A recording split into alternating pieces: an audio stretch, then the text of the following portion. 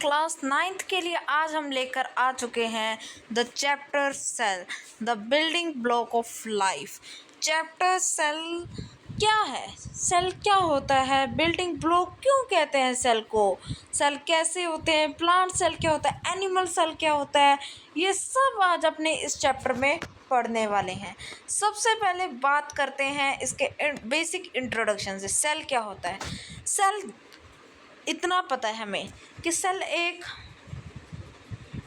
Perform करता है, मतलब एक फंक्शन परफॉर्म करता है, तो ही तो सेल को कह देते हैं it is a fundamental and structural unit and functional unit of life. ये क्या है? एक स्ट्रक्चरल और फंक्शनल यूनिट है। जो भी बॉडी में फंक्शन होते हैं, चाहे वो चलना हो, चाहे वो बोलना हो, चाहे वो कुछ भी हो, वो कौन करता है? सेल करता है। और सेल में दो प्रकार होते हैं, plant cells and animal cells. और इन दोनों का डिफरेंस अभी इतना मत लो, क्योंकि ये आगे जाकर इनके बारे में अपने बहुत अच्छे से पढ़ने वाले हैं। बस इतना याद रख लेना कि जो सेल है वो बहुत ज़्यादा इम्पोर्टेंट है एक लाइफ के लिए। हर एक ऑर्गेनिज्म सेल से बना है, ठीक है। और सेल थ्योरी भी क्या कहती है? All the cell are made up of pre existing cell. मतलब कि एक सेल, ये सेल है और इस सेल के डिवीज़न से दूसरा सेल बनता है। आज तक ऐसे ही चले आ रहा है। और सेल थ्योरी तो बहुत कुछ कहती है, पर पहले अपने बेसिक इंट्रोडक्शन ले लेते हैं प्लांट सेल और एनिमल सेल का। Plant cell has a rigid cell wall होती है। प्लांट सेल के क्या होते हैं? ये जैसे कि एक सेल है, ठीक है, ये सेल है, ये उसके आउटर कवरिंग क्या है?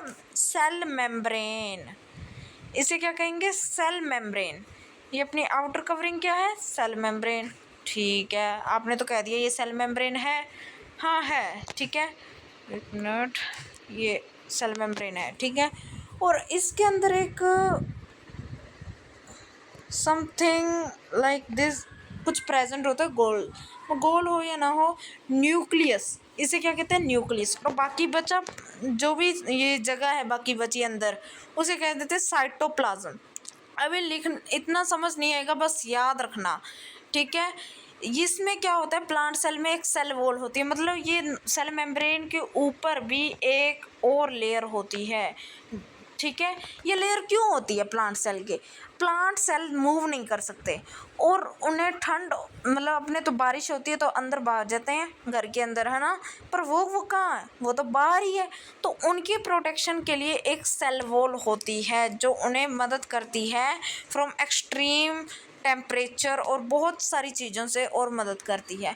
तो अभी अपने पढ़ने वाले हैं, वैसे ये रही अपने को दी हुआ है ये सेल का स्ट्रक्चर। ये सेल का स्ट्रक्चर अपने को दिया हुआ है। सेल के यहाँ पर आउटर कवरिंग क्या है? सेल वॉल है, वॉल, ठीक है, सेल वॉल है, सेल वॉल है। ये अभी लिखा इतना नहीं जा रहा क्योंकि ये थोड़ा टाइपिंग वाला गलत है यहाँ पे, ठीक है।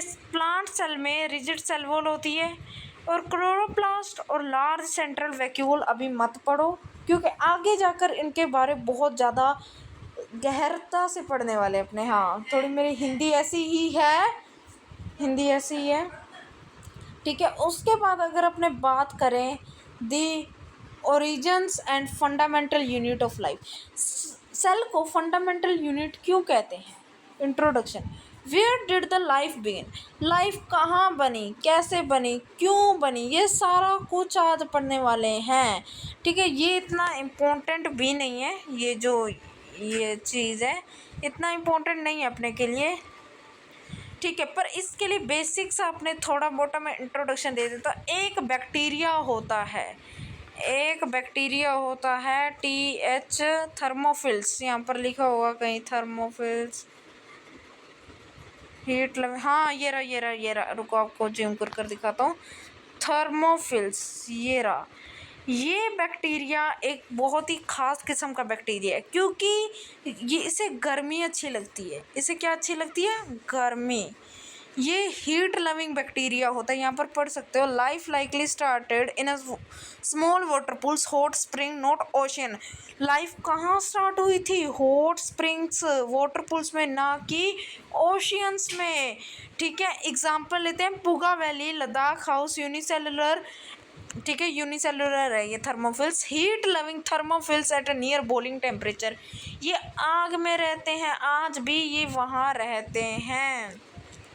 ये क्या है? हीट लविंग बैक्टीरिया हैं। ठीक है, और उसके बाद आगे पढ़ते हैं अपने व्हाट इज सेल।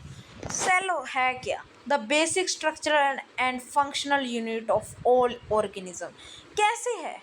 टाइप कैसे? ये देखो, वो स्ट्रक्चर देती है। एक तो बॉडी को स्ट्रक्चर कैसे मिलता है? सेल की वजह से। अपने कितनी हाइट होने वाली है, अपने कितने मतलब अपनी हाइट कितनी होने वाली है, अपना कितना चलने वाले हैं, ये सब क्या डिसाइड होता है? अपना रंग कौन सा होने वाला है, सब कुछ डिसाइड होता है सेल में। सेल को सब पता होता है। ठीक है, कि कैसे वो फंक्शन करने, फंक्शन में तो मैंने बता ही दिया कैसे होता है। और सेल अब होते हैं दो टाइप्स के, यूनिसेलुलर, मल्टी सेलुलर।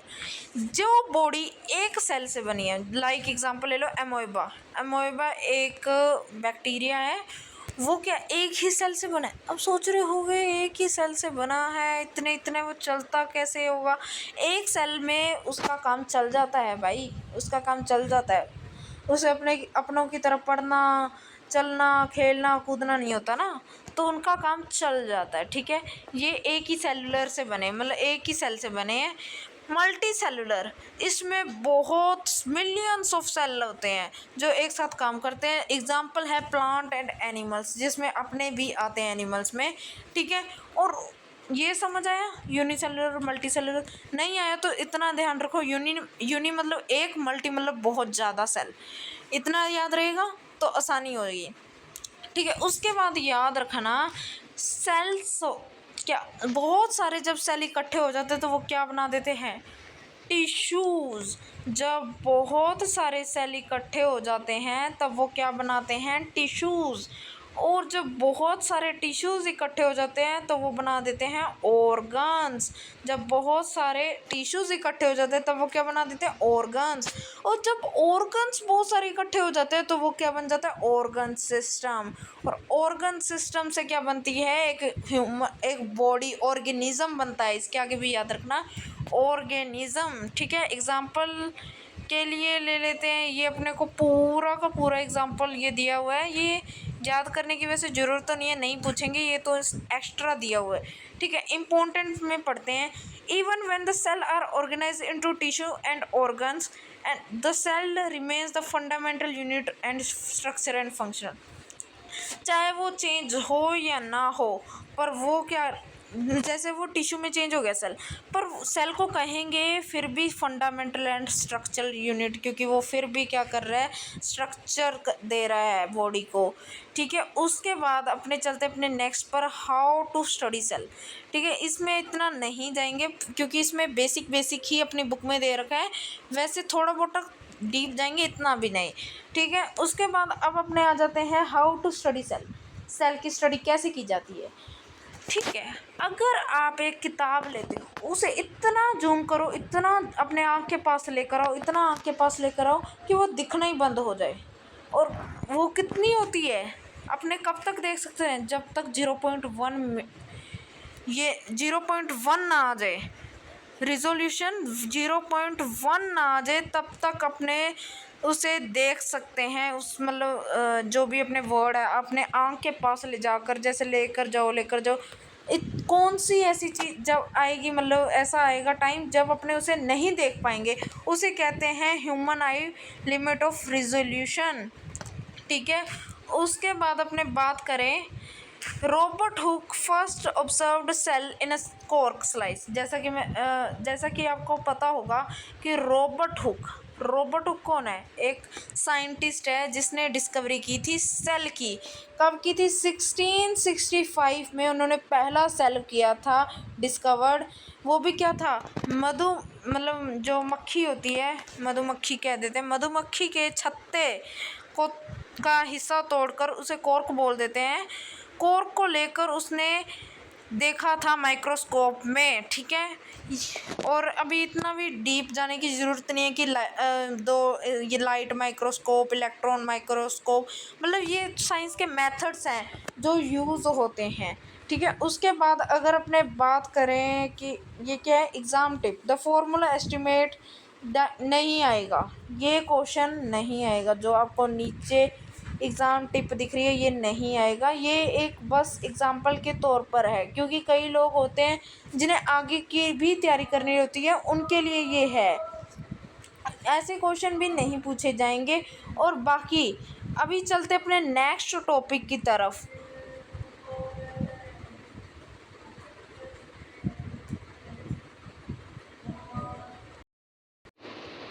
अगर अपने अपने नेक्स्ट टॉपिक की बात करें तो अपने आ जाता है स्ट्रक्चर ऑफ अ सेल।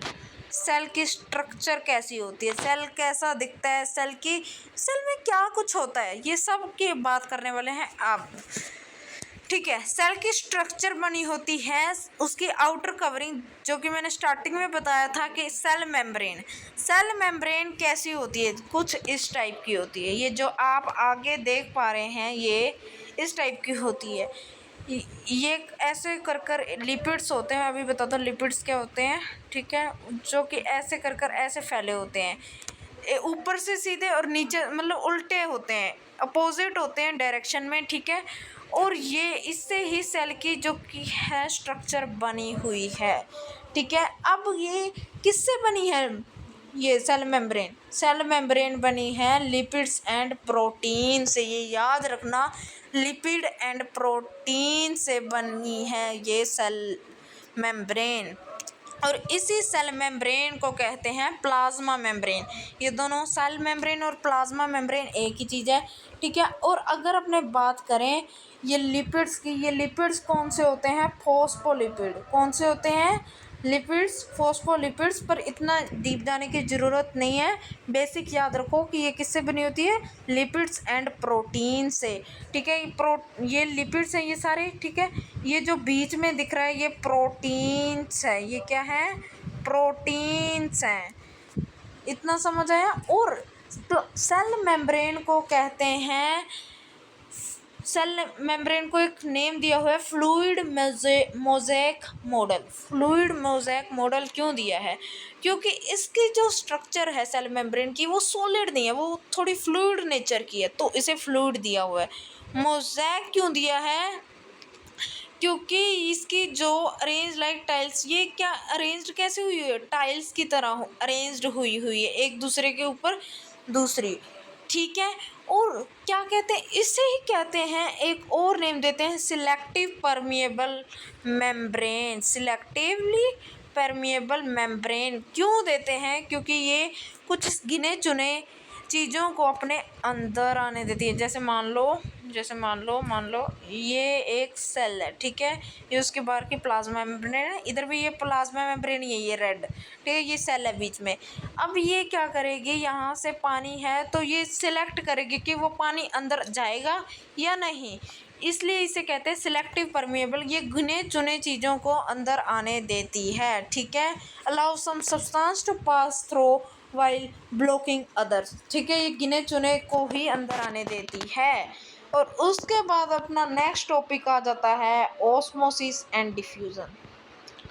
वो अगर ये टॉपिक क्लियर हो जाता है तो आपका मोस्टली चैप्टर ही क्लियर हो गया, मान लो दोस्तों, मोस्टली चैप्टर ही क्लियर हो गया, ठीक है। अब डिफ्यूज़न और ऑस्मोसिस, पहले तो इनमें फ़र्क समझते हैं, ठीक है। डिफ्यूज़न और ऑस्मोसिस में फ़र्क क्या है, सबसे पहले अपने नीचे चलते हैं, नहीं और नीचे नहीं, ठीक है, अपने को नहीं यहाँ पर ही करना पड़ेगा, ठीक है, यहाँ पर ही, हाँ ये है ना एग्ज़ाम्पल, ठीक है। अब जैसे कि अपने को पता है कि डिफ्यूज़न और ऑस्मोसिस क्या होते हैं, नहीं पता ना, नहीं पता यार, ठीक है बताते हैं। डिफ्यूज़न क्या होता है, डिफ्यूज़न हमेशा याद रखना, ऑस्मोसिस और डिफ्यूज़न। पहले तो एक टॉपिक क्लियर करते हैं, active and passive transport. Active transport body में इतना नहीं होता। एक्टिव ट्रांसपोर्ट में क्या होता है, जैसे मान लो ये एक सेल है, बाहर ये, एक मिनट रुको, अच्छे से बनाते हैं, अपने डायग्राम बनाकर मिलते हैं यार। तो जैसे कि अब मैंने एक डायग्राम बना दिया है, ठीक है, यहाँ पर आप देख रहे होगे, ये डायग्राम आपको दिख रहा होगा, ठीक है, ये डायग्राम मैंने बना दिया है। और अभी इससे समझते हैं कि क्या होता है ये एक्टिव और पैसिव ट्रांसपोर्ट। जैसे कि आप देख रहे हो, ये रेड डॉट को मानो कि ये जो रेड डॉट है, ये मानो कि पानी के पार्टिकल्स हैं, ठीक है।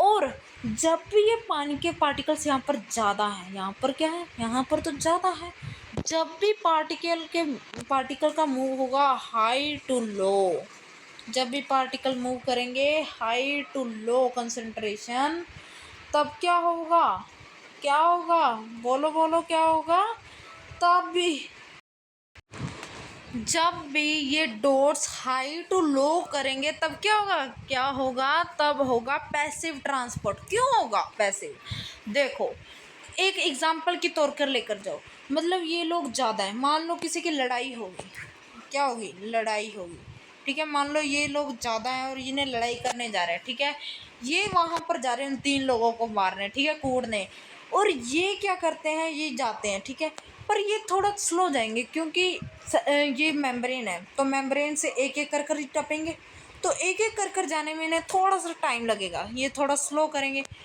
ठीक है, तो ये पैसिव हो गया, ठीक है, ये पैसिव हो गया कि ये धीरे थोड़ा जा रहे हैं, तो इससे समझ लेना कि ये पैसिव है, इनकी लड़ाई थोड़ी लेट होगी, ठीक है।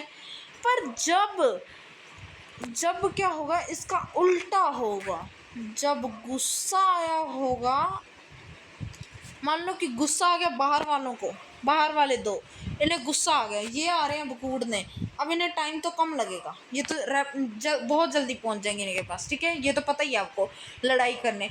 बट क्या कहते हैं, ये जो दो हैं ये कैसे पहुंचेंगे, मतलब क्या कहना क्या चाहते हो, कैसे पहुंचे, पर इन्हें थोड़ी क्या चाहिए, एनर्जी चाहिए, क्योंकि वो तो 5 है, 1 2 3 4 5, हाँ 5 है, तो 5 से लड़ने के लिए उन्हें थोड़ा सा ज़्यादा शक्तिशाली होना पड़ेगा, क्योंकि शक्तिशाली होंगे तो ही तो उन 5 को निपटाएंगे। तो इसमें अपने को अब एक और पॉइंट मिल गया कि एक्टिव ट्रांसपोर्ट क्या करता है, एनर्जी जनरेट करता है। कैसी एनर्जी जनरेट करता है, एटीपी, वो आगे जाकर आपको डिटेल में पढ़ेंगे, पर इतना याद रखो एटीपी करता है, एनर्जी रिक्वायर्ड होती है उन्हें लड़ने के लिए। पैसिव में क्या होता है, high concentration to low concentration, ये लो है और ये क्या है, हाई, ठीक है, हाई टू लो जाएगा तब पैसिव होगा, जब लो टू हाई आएगा तब क्या होगा, तब होगा एक्टिव, ठीक है, एक्टिव। और कभी भी ये मत लिखना कि when the particles go outside, outside inside मत लिखना, सिर्फ लिखना हाई टू लो और लो टू हाइट। ये तो एक एग्जाम्पल के तौर पर आपको मैंने समझाया है, ठीक है। और अभी इसे पहले करो, ठीक है, ये हो गया, ठीक है। तो अब अपने पढ़ते हैं एक्टिव और पैसिव, अपने ने पढ़ लिया। अब पैसिव के क्या होते हैं, ये दोनों, अरे यार, पैसिव के क्या होते हैं, 2 एग्जाम्पल, मतलब पैसिव के 2 पार्ट होते हैं जिन्हें कहते हैं osmosis and diffusion. Osmosis and diffusion उसके पार्ट्स होते हैं, दोनों में काम तो है कि high to low, high to low, दोनों में काम एक है, बट डिफरेंस क्या है ओस्मोसिस और डिफ्यूज़न में, देखो अब इसे भी अपने को ध्यान से समझना पड़ेगा, क्योंकि ये अगर समझ नहीं आया तो ये टॉपिक तो गया, ठीक है। अब ये मैंने एक डायग्राम बनाया है यहाँ पर, इस डायग्राम में आपको ये तो पता है हाई कंसंट्रेशन कौन सी है, हाई कंसंट्रेशन कौन सी है, कौन सी है, कौन सी, ये हाई कंसंट्रेशन है, ये ज़्यादा वाले, ठीक है, एच है हाई कंसंट्रेशन, एच है। और ये दोनों क्या है, ये भी लो है और ये भी लो है, ठीक है। अब इतना तो पता है कि high concentration to low concentration move कर, जब क्या होगा, ये सेल है, ठीक है, जब क्या होगा, ये पार्टिकल्स मूव करेंगे बाहर, सेल के बाहर मूव करेंगे, तब ये क्या हो जाएगा, ओस्मोसिस हो जाएगा। जब ये पार्टिकल्स सेल के बाहर मूव करेंगे तब क्या होगा, ओस्मोसिस होगा, ओस्मोसिस, ठीक है। पर अगर ये पार्टिकल सेल के अंदर ही हाई टू लो मूव करेंगे, ये हाई टू लो मूव करेंगे, जैसे ये बिग पार्टिकल गए ये 3 के पास सेल के अंदर ही, तो वो क्या होगा, डिफ्यूज़न होगा कि सेल के अंदर ही वो पार्टिकल्स जा रहे हैं। कैसे मतलब, समझाओ तो सही, ये पहले ये वापस बना दे, ठीक है। ये 3 है अपने, ठीक है। जब पार्टिकल्स मूव करेंगे या ये पार्टिकल्स हाई कंसंट्रेशन टू लो, वो भी सेल के अंदर ही, ये सेल है, ये ब्राउन क्या है, प्लाज्मा मेम्ब्रेन है। और जब ये 3 सेल के पास ये सारे सेल आएंगे सेल के अंदर ही, तब क्या होगा, डिफ्यूज़न होगा। पर जब ये बाहर चले जाएंगे सेल के बाहर, तो ये क्या होगा, ओस्मोसिस होगा। अब समझ आया ओस्मोसिस और डिफ्यूज़न में फ़र्क। ओस्मोसिस और डिफ्यूज़न में फ़र्क ये है, ओस्मोसिस सेल के बाहर, सेल के अंदर से बाहर जाता है, और डिफ्यूज़न सेल के अंदर ही होता है। बस ये मेजर डिफरेंस है, ठीक है। अभी समझ आया या नहीं, कमेंट में लिखो, नहीं तो इसकी एक और वीडियो लाई जाएगी, ठीक है, ओस्मोसिस एंड डिफ्यूज़न की। ओस्मोसिस होता है एक सेल के बाहर जा रहा है, ट्रांसपोर्ट बाहर हो रहा है सेल के। डिफ्यूज़न में क्या होता है, सेल के अंदर ही हो रही है ट्रांसपोर्ट, बाहर तो कुछ ही नहीं जा रहा। तो अब अपने आ जाते हैं ये 3 अपने मेजर टॉपिक पर, ये याद रखने पड़ेंगे ये मेजर टॉपिक्स, ठीक है, ये थोड़े इम्पोर्टेंट है। High isotonic, hypotonic, hypertonic. अब ये क्या है, ठीक है। अब जैसा कि एक सॉल्यूशन ले लेते हैं अपने, जैसे कि ये एक सॉल्यूशन है, ठीक है, ये एक सॉल्यूशन है, और इस सॉल्यूशन में अपने काम करते हैं। यहाँ पर मैंने एक सेल डाल दिया, ठीक है, और बाकी क्या है, पानी है, यहाँ पर पानी ही पानी है। रुको, पानी है ना, पर पानी तो ब्लू से बनेगा, जैसा कि आपको पता ही है, पानी ब्लू से बनेगा, ठीक है। यहाँ पर पानी है, ठीक है, ये सेल के अंदर पानी ही पानी है, ठीक है। जब क्या होगा, अपने जैसे ये सेल को पानी में डाल दिया पानी में, तो अगर पानी की कंसंट्रेशन हाई होगी, मान लो पानी की कंसंट्रेशन क्या है, पानी की कंसंट्रेशन हाई है, पानी की कंसंट्रेशन क्या है, हाई है, और सेल के अंदर की पानी की कंसंट्रेशन लो है। तो जैसा कि अपने को पता है कि सेल कैसे मूव करता है, हाई टू लो। कैसे मूव करते हैं पार्टिकल्स, हाई टू लो, मतलब ये जो पानी के पार्टिकल्स हैं सेल के अंदर वाले पार्टिकल्स में चले जाएंगे, क्या होंगे, सेल के अंदर वाले पार्टिकल्स में चले जाएं, तो क्या होगा, तो वो अंदर चले जाएंगे, सेल के अंदर जाकर क्या होगा, सेल और मोटा हो जाएगा, मतलब श्रिंक नहीं, स्वेल हो जाएगा, मतलब मोटा हो जाएगा।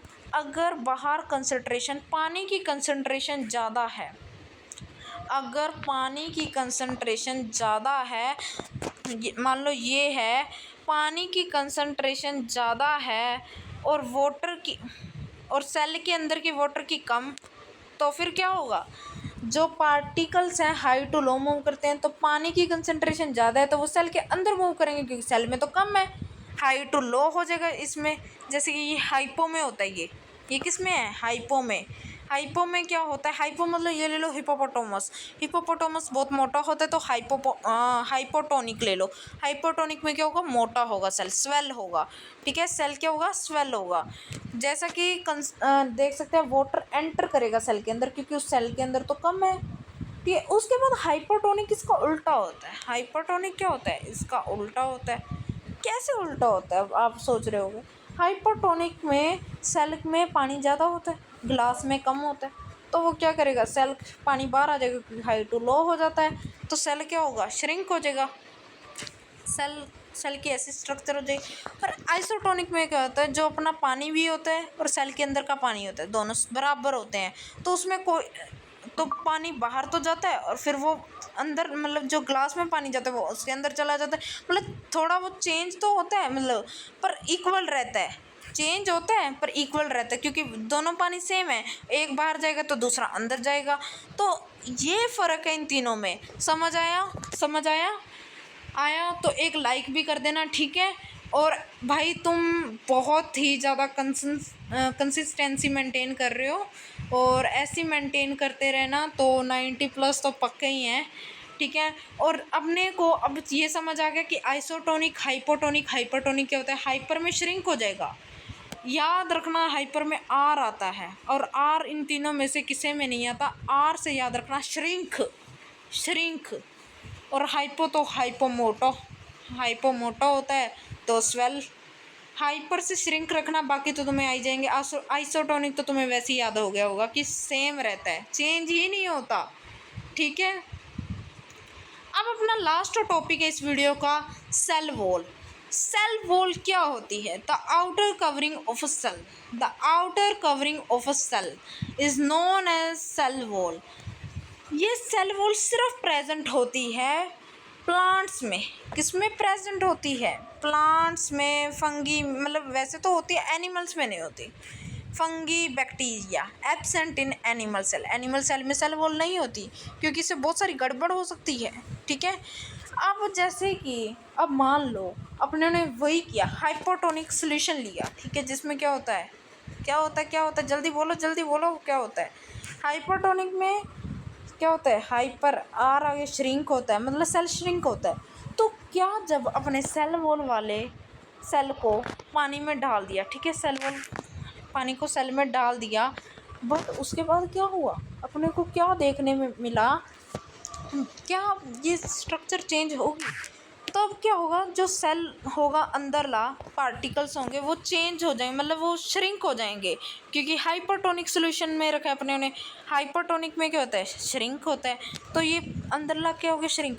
पर सेल वॉल तो वैसे की वैसी पड़ी, मतलब सेल वॉल में कोई चेंज नहीं आता, चाहे हाइपरटोनिक हो, चाहे आइसोटोनिक हो, चाहे हाइपोटोनिक हो। सेल वॉल की तरह ही रहती है। ओवरऑल सेम होता है, मतलब थोड़ा मोटा डिफरेंस तो होता ही होता है।